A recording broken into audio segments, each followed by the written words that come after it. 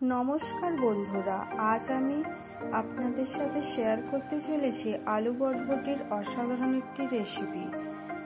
গরম গরম ভাত বা রুটি বা পরোটার সাথে জাস্ট জমে যাবে। আলু বটবটির এই রেসিপিটি করার জন্য প্রথমে 200 গ্রাম বটবটি নিয়ে নিয়েছি আর একটি বড় সাইজের আলু নিয়ে নিয়েছি। বটবটি আলুগুলো লম্বা লম্বা করে কেটে নিয়েছি। আপনারা চাইলে আপনাদের ইচ্ছে অনুযায়ী আলু বটবটি সেগুলো লম্বা বা সবজি সবজি করে কেটে নিতে পারেন। এরপরে একটি কড়াইতে তেল দিয়ে দিয়েছি। তেল দিয়ে বটবটিগুলো প্রথমে ভেজে নিচ্ছি।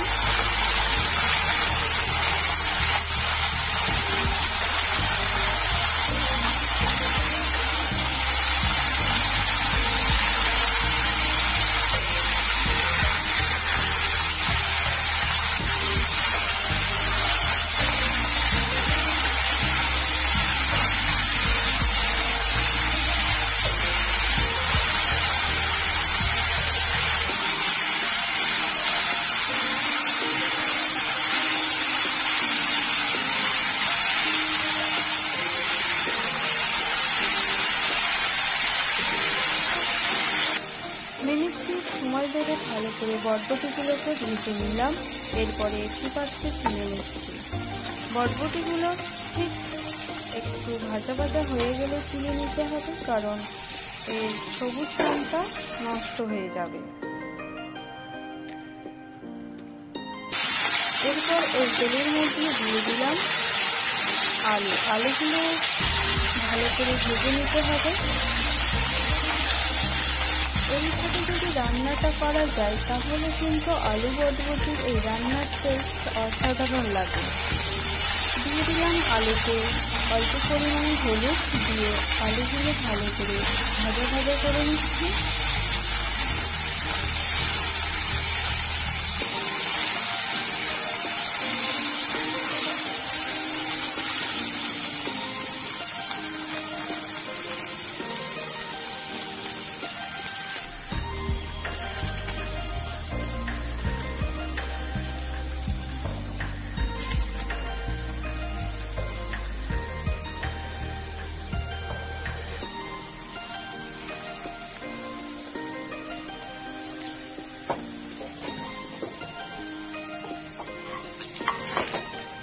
আলুগুলো ভাজা হয়ে গেছে। এরপরে একটি পাত্রে একে একে সমস্ত আলু তুলে নিলাম।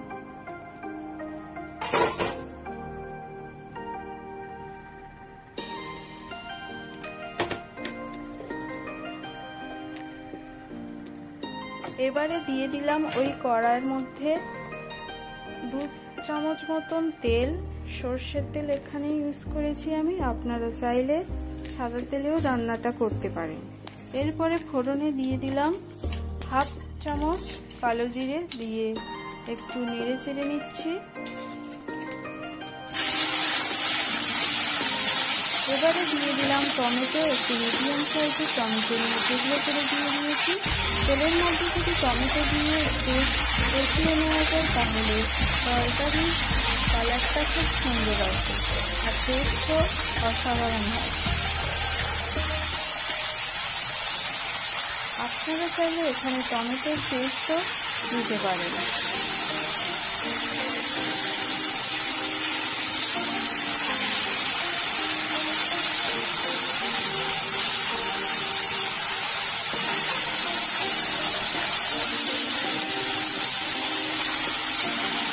মিলিয়ে করে নিচ্ছি যাতে টমেটোটা একটু নরম হয়ে আসে।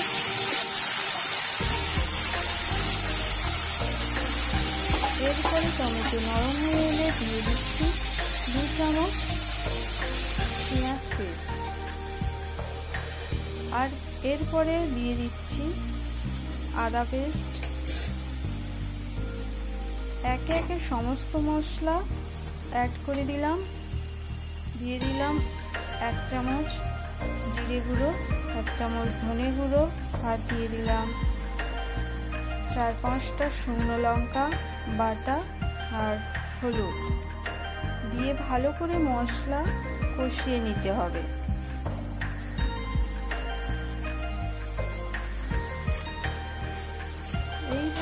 মিনিট 2 সময় ধরে ভালো করে মশলা কষিয়ে নিয়ে তেল ছেড়ে আসলে দিয়ে দিতে হবে ভেজে রাখা আলু বরবটিগুলো, দিয়ে একটু নেড়ে চেড়ে নিতে হবে।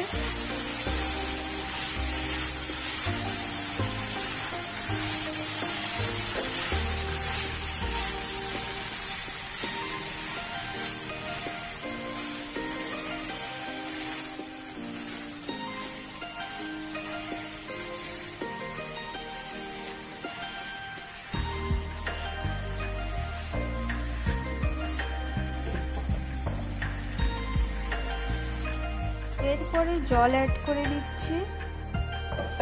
এখানে জলটা কিন্তু গরম জল ব্যবহার করতে হবে। দিয়ে দিলাম 2 কাপের মতন গরম জল, দিয়ে একটু নাড়িয়ে চাড়িয়ে নিচ্ছি।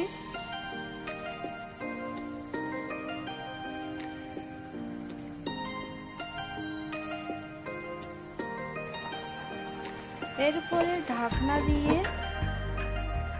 4 মিনিট মতন রান্না করে নিতে হবে।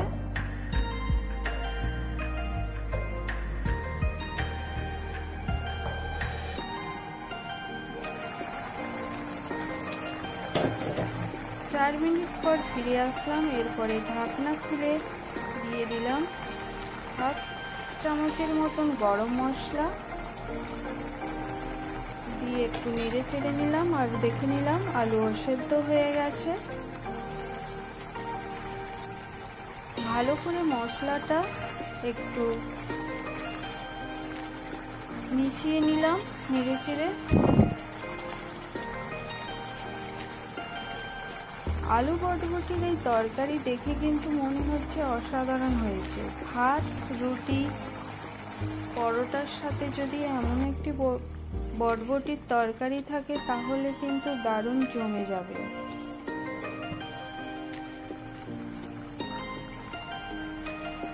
মোটামুটি আলু বরবটির এই রেসিপিটা হয়ে গেছে।